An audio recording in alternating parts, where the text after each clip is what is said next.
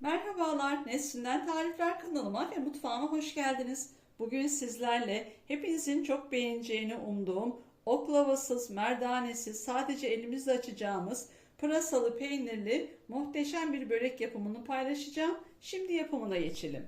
Hamurumuz için yoğurma kabımızın içerisine bir su bardağından bir parmaktan biraz daha fazla eksik ılık suyumuzu alalım. Yine aynı ölçüde ılık sütümüz, yine bu da bir parmaktan biraz daha eksik. Bir yemek kaşığı toz şeker. Bir pakette instant mayamızı alalım. Güzelce karıştıralım. Şöyle mayamız, şekerimiz iyice birbirine karışsın ve mayamız aktifleşmeye başlasın. Aktifleşen mayamızın üzerine bir adet yumurtamızı alalım. Bir su bardağının 1/3 kadar zeytinyağı, sıvı yağ, ayçiçek yağı da olabilir, fark etmez. 50 gram tereyağı olabilir. Bende süt kaymağı vardı 50 gram, onu kullanıyorum değerlendirmek için. Ama sizde yoksa 50 gram tereyağı da kullanabilirsiniz. Bunları da şöyle güzelce bir karıştıralım. İyice karıştırdım. Şimdi artık yavaş yavaş unumu katmaya başlayabilirim. Kontrollü bir şekilde koyuyorum. Önce birazını koyuyorum. Bunun üzerine bir tatlı kaşığı tuzumu ilave ediyorum. Önce spatulamla, daha sonra elle yoğurmaya geçeceğim. Ununuzu kontrollü koyun arkadaşlar. Yumurtanın büyüklüğüne, küçüklüğüne göre, unun markasına göre aldığı un miktarı değişebilir. Onun için yavaş yavaş her zaman kontrollü ilave edin. Şimdi biraz daha ilave ederek elle yoğurmaya geçiyorum.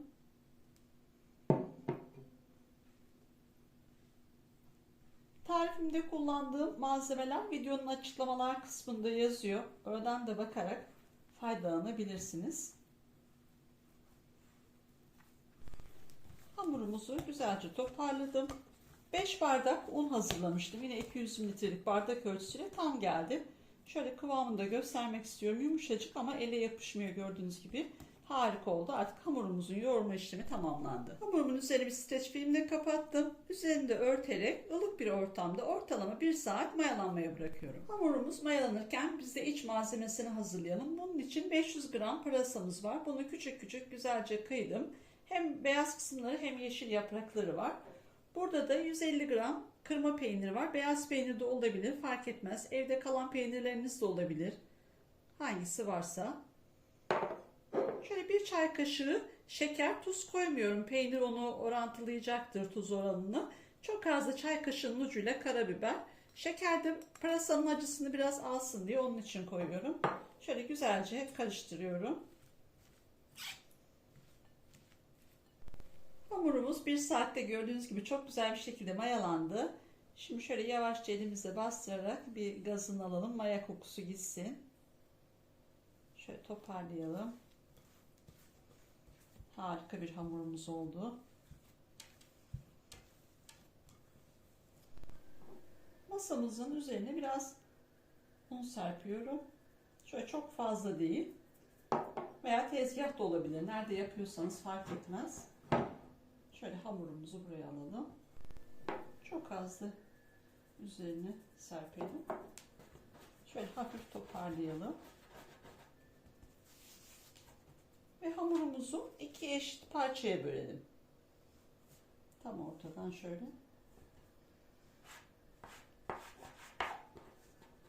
İkisinin aynı olmasına dikkat edin.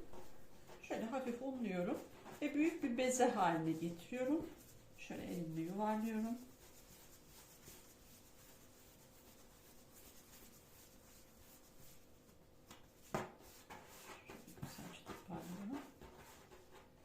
Şöyle bir tabağıma da yağ koydum. Ben zeytinyağı kullanıyorum. Ayçiçek yağı da olabilir. İyice yağlayın tabağınızda. Ve yaptığınız bezeleri tabağımıza alalım bu şekilde. Diğer bezemi de aynı şekilde hazırladım.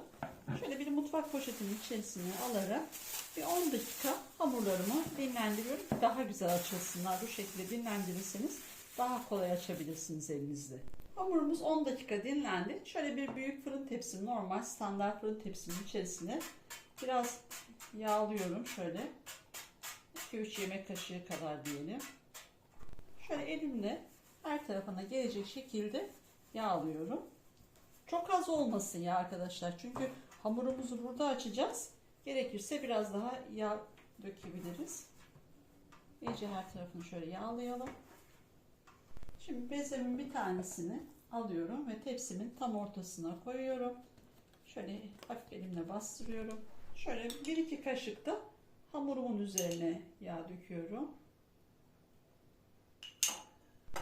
Şimdi şöyle elimle yasıltarak tepsimin boyutunda hamurumu açıyorum. İki elinizle de yapabilirsiniz. Gördüğünüz gibi hamurumuz dinlendiği için artık çok güzel açılıyor. Şöyle yavaş yavaş iki elimizle ne taraf kalınsa o tarafı biraz daha basarak eşit olacak şekilde tepsimizin boyutunda büyütelim.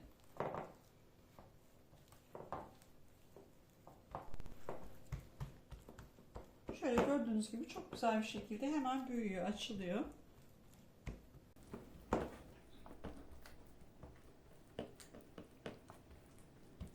Tepsimizin boyutunu da büyüttük. Şimdi de pırasalı içimizi koyalım. Şöyle tam ortasına koyalım. Sonra yavaş yavaş kenarları da yayacağız. Hamurumuz o kadar güzel ki daha dokunmadan yayılıyor. Zaten şimdi üstüne koydukça daha da kenarlara doğru yayılacak. Üstüne de diğer hamurunu koyacağız çünkü. Şöyle yavaş yavaş her tarafına eşit oranda gelecek şekilde pırasa ve peynirimizi yayalım. Pırasalı harcımızı bütün her tarafına eşit gelecek şekilde bu şekilde yaydım. Şimdi bu tepsimi bir kenara alıyorum ve diğer hamurumu açacağım. Şimdi diğer hamurumuzu hazırlayalım. Bunun için yine 2-3 yemek kaşığı yağımızı, sıvı yağ şöyle zemine koyalım. Şöyle elimizle iyice her tarafına yayalım yağımızı. Hamurumuzu buraya alalım. Üzerine de 1-2 yemek kaşığı yağ ilave edelim.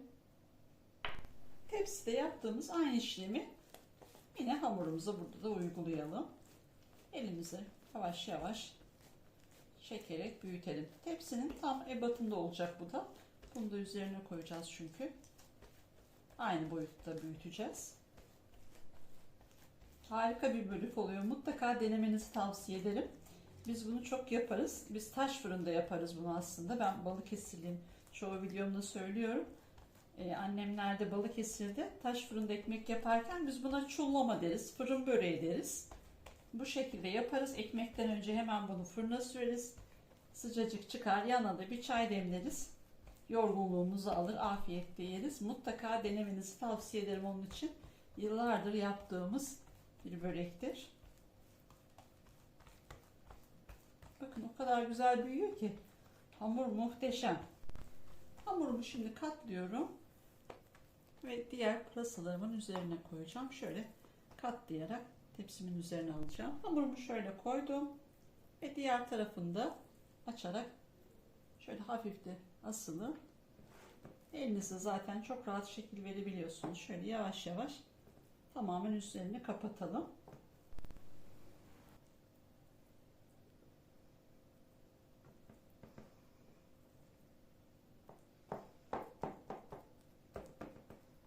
Şöyle elimizle yine basarak kalınlığı inceli olan yerler varsa elinizde hissettiğiniz düzeltebilirsiniz. Böreğimizin üzerinde kapatarak ortalama 30 dakika tepsi mayasında dinlendirelim. Böreğimiz tepsi mayasında dinlenirken biz de üzerine süreceğimiz sosumuzu hazırlayalım. Bunun için 3 yemek kaşığı yoğurdumun üzerine şöyle yarım çay bardağına yakında zeytinyağı alıyorum. Ayçiçek yağı da olabilir. Şöyle güzelce karıştırıyorum ve hazır hale getiriyorum. Tepsi mayasında güzelce dinlendi böreğimiz. Gördüğünüz gibi çok güzel tekrar tepsi mayası oldu. Şimdi üzerine hazırlamış olduğumuz yağ ve yoğurt karışımını sürüyoruz. Şöyle önce her tarafına dağıtalım. İster bir kaşıkla ister bir fırça yardımıyla sürebilirsiniz.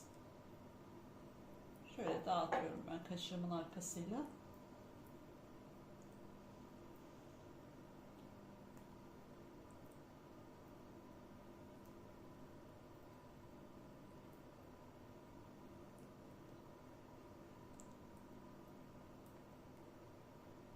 Şimdi böreğimizi kesiyoruz. Şöyle tam ortadan önce keselim. Bu böreğin özelliği fırına gitmeden önce kesiliyor. Daha sonra kesmek daha zor oluyor. Şöyle 4'e bölüyorum.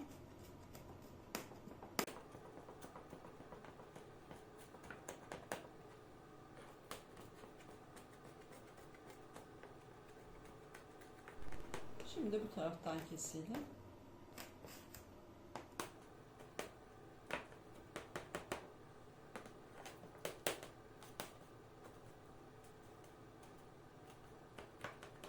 Böreğimizin üzerine susam ve çörek otu da atacağım. İsterseniz sadece susam, sadece çörek otu veya hiç atmak istemezseniz atmaya da bilirsiniz. Ben şöyle ortalarına biraz susam ve çörek otu atmak istiyorum. Böyle daha güzel oluyor. Yerken de çıtır çıtır susamlar geliyor. Biraz da çörek otu atalım.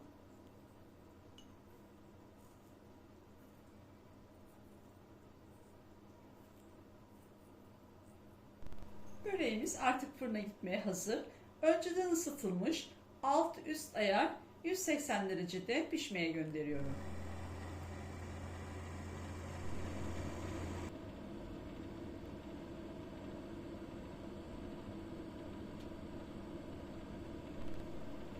Pırasalı böreğimiz fırından çıktı. Gördüğünüz gibi muhteşem oldu. Benim fırınımda 40 dakikada pişti ama bu her fırına göre farklılık gösterebilir. Şimdi böreğimizi biraz ılıması için 10 dakika dinlenmeye bırakıyorum. Böreğimiz 5 dakika dinlendi. Gerçekten harika oldu. Şöyle bakın, yumuşacık. Hiç böyle kabuk kabuk, kalın bir kabuk yok. Rengi, dokusu gerçekten harika oldu. Şimdi aynı kestiğimiz bıçak izlerinden tekrar şimdi kesiyorum.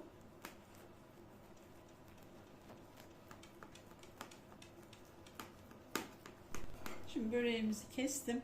Şöyle bir dilim de çıkartalım şuradan. Bakın, gerçekten harika oldu. Altı da üstü de o kadar orantılı bir renkte ve güzel kızardı ki yumuşacık. Bakın, gerçekten harika oldu. Mutlaka ama mutlaka denemenizi tavsiye ederim. İçi de bol pırasalı, peynirli harika bir böreğimiz oldu. Şöyle bir tane daha bakalım. Gerçekten harika. Bakın.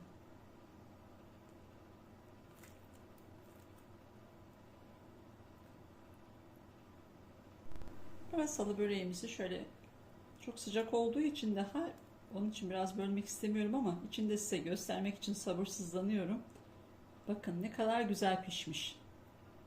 Hamurun dokusunu görebiliyorsunuz herhalde. Gerçekten harika. Bakın. Göz göz, hiç hamur değil, yumuşacık, o kadar güzel pişti ki artık ben hamur açamıyorum, yufka açamıyorum diye bir şey söz konusu değil. Bunu isteyen herkes çok kolay yapabilir. O kadar güzel ve o kadar lezzetli bir börek ki mutlaka deneyin. Umarım sizler de dener ve beğenirsiniz. Tüm deneyenlere şimdiden afiyet olsun.